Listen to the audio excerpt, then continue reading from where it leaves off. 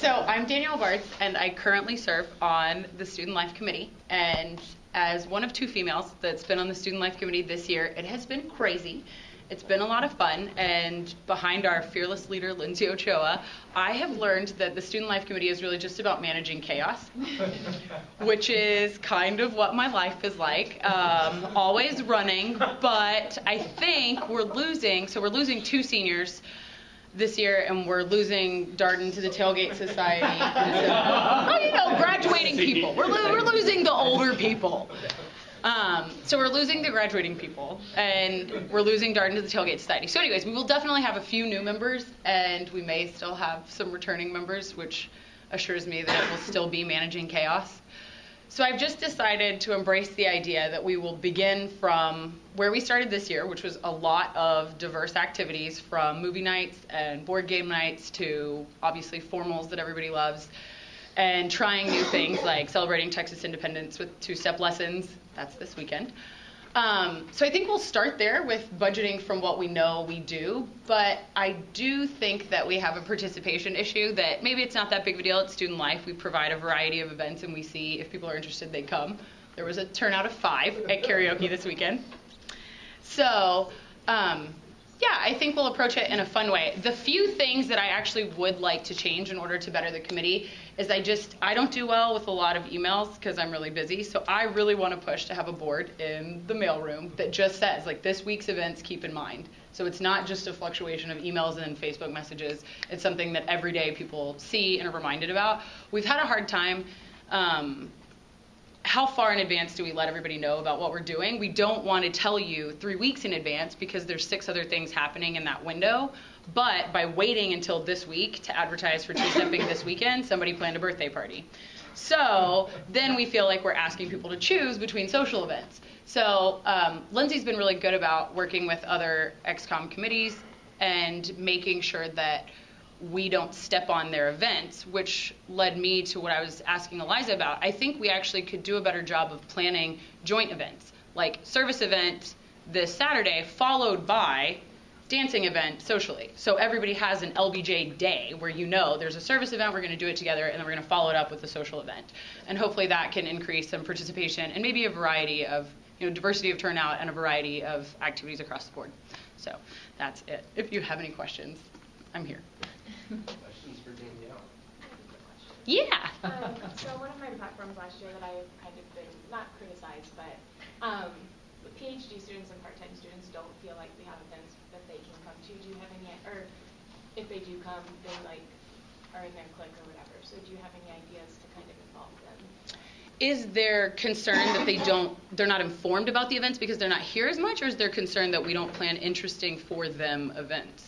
It's kind of, I'm not really sure. I just know that, like, a lot of the emails I've gotten is, like, you could do a better job at, like, not rude. I just think it sounds rude. But, like, I know that, like, the part-time students, they, like, I've gotten an email and they say that they can't come to happy hours during the week, and then I had a happy hour on Friday, and they're like, oh my God, I can actually come to this. Like, that kind of stuff.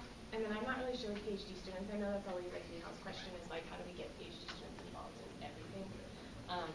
So I don't know if you have any ideas.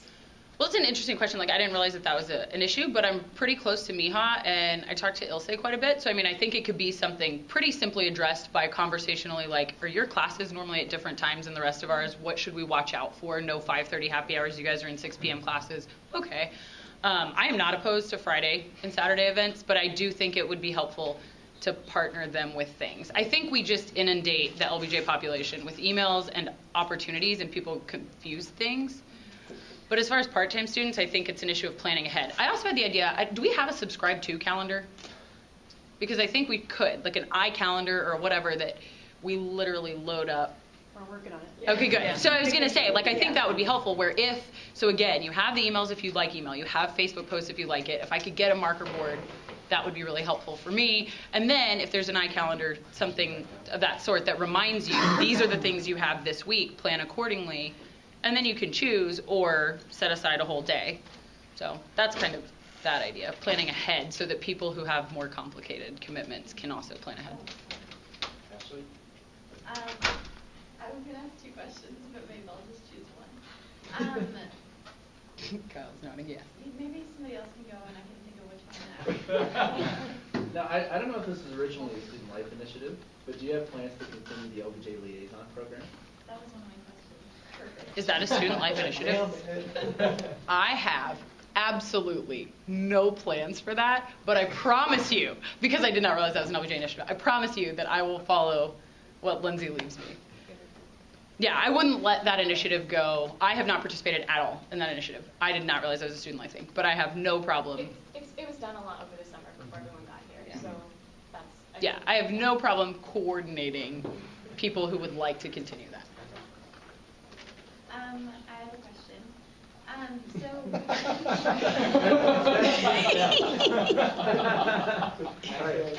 Did you guys know I had a question? Okay, so one of the initiatives that I think Lindsay and her committee, you're on it, but tried really hard to kind of get the ball rolling on was planning social events with other schools. And, you know, of the ones we had, there was a really low turnout, kind of on both sides, and definitely not a lot of mingling when people did show up.